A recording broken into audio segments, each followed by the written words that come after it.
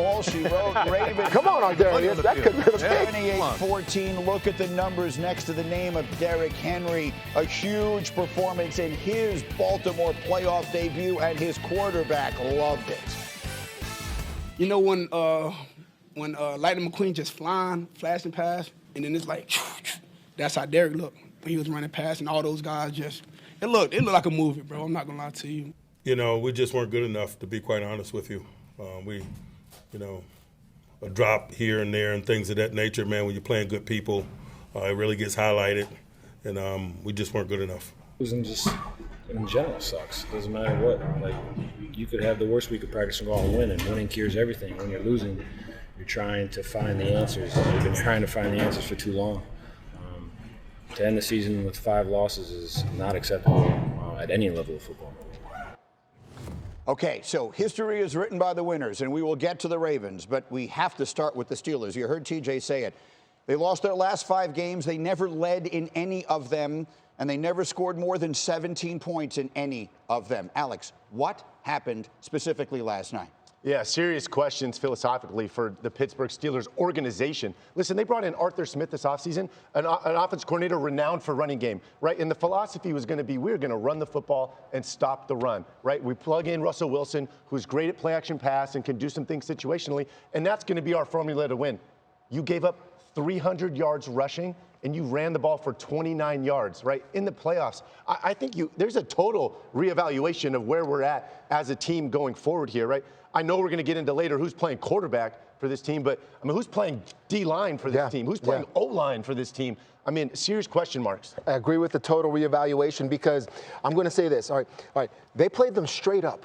This is a true test of how much better the Ravens are than the Steelers. And why do I say it's a true test and they played them straight up? There were no turnovers, all right? No interceptions, no fumbles forced or anything. It's like our guys versus your guys on a down-to-down basis, and you got your butts kicked. That's what it was. No special plays, no kooky special team turnovers or anything like that. Straight up. You got beat, you got hit in the mouth, end of story for the Pittsburgh Steelers. Yeah, look, I was only in 10 years of this, in Baltimore versus Pittsburgh games.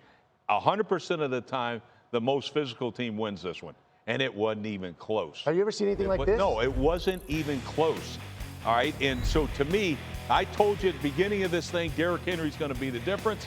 He is the difference, all right? Most physical player on the field without question.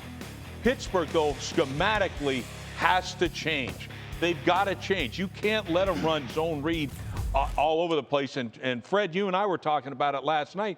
They're forcing from a deep safety has got to take the force on these zone reads. I don't know. That ain't going to happen. I don't know what the game plan was to try to stop the zone read with Lamar Jackson, but it just wasn't right. They weren't on point, and you have to be in those moments. It's the playoffs.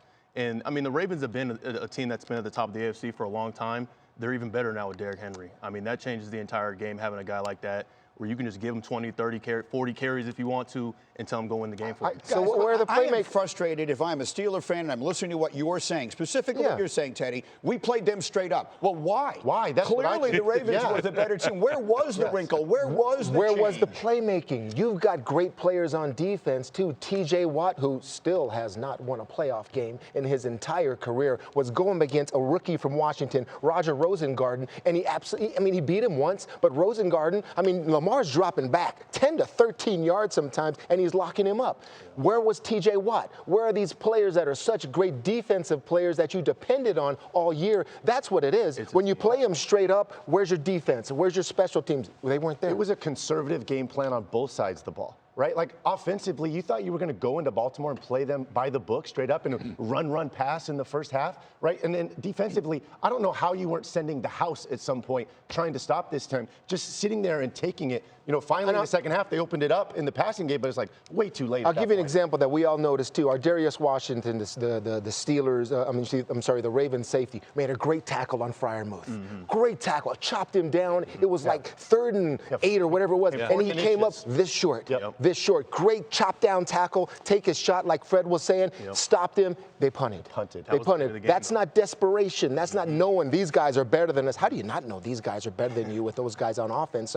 And not taking the a chance of maybe taking a risk there. They didn't even do that. Look, I mean, everyone of us and everyone in the National Football League has great respect for Mike Tomlin, but the numbers are the numbers. Can we show you what his postseason performance has looked like? He has now lost his last 6 playoff games, and look at the number of points his teams have allowed. Candidly, almost none of these have even been competitive. He is the only Super Bowl winning coach in NFL history to lose 6 consecutive playoff games at any time. And that brings us to Dylan Schefter's father, Adam. Shefty, let's talk a little bit about Mike Tomlin. You brought this up last week, and if there's anything we know, the Steeler fans are frustrated, and understandably so. What do we say about Mike Tomlin's tenure there right this minute? Well, Greeny, last week we said there would be teams that would check into the availability of Mike Tomlin, and one did. And one was told that Mike Tomlin has a no-trade clause in his contract. So anything that would happen in Pittsburgh involving Mike Tomlin would come with his consent and his consent only. A loss like last night's might further teams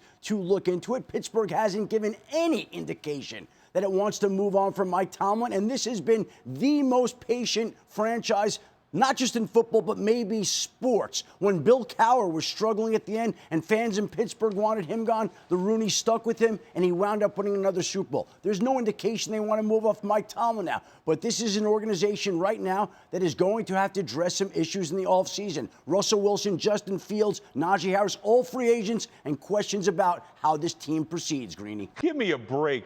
This man right here is going nowhere and shouldn't go anywhere. He's one of the best in the league. Nobody thought this team was going to win 4 games, and he gets them in the playoffs. I get it. They lost 5 in a row, and that's absolutely atrocious. Their defense, they got to look at it this way. This ain't the same defenses.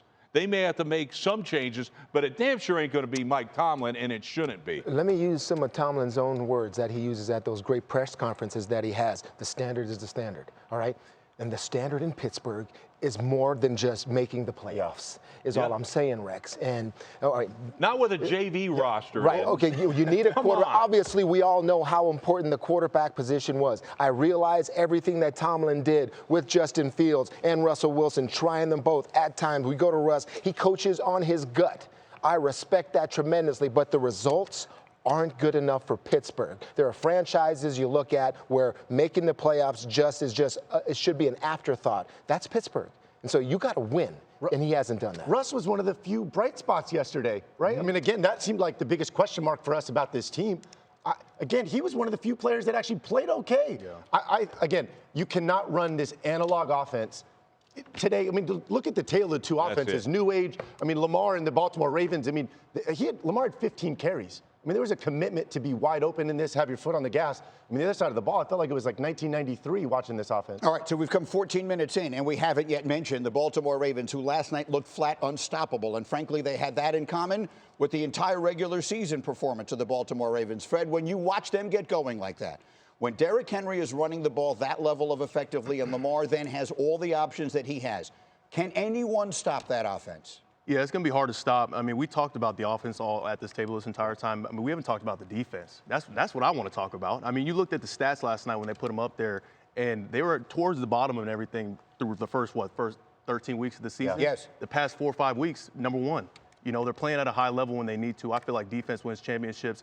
With both sides complimenting each other, I feel like that's going to be the way that they get to the Fred, that's a great point. Ever since they moved Kyle Hamilton back to safety, all of a sudden now you see the old Baltimore Raven defense, a staple in what that franchise has been for years, is back to playing Raven football. That's why, to me, I think this is the best team in the AFC. No doubt. And Marlon Humphrey stepping in that role, and the Nichols played phenomenal as well, all pro.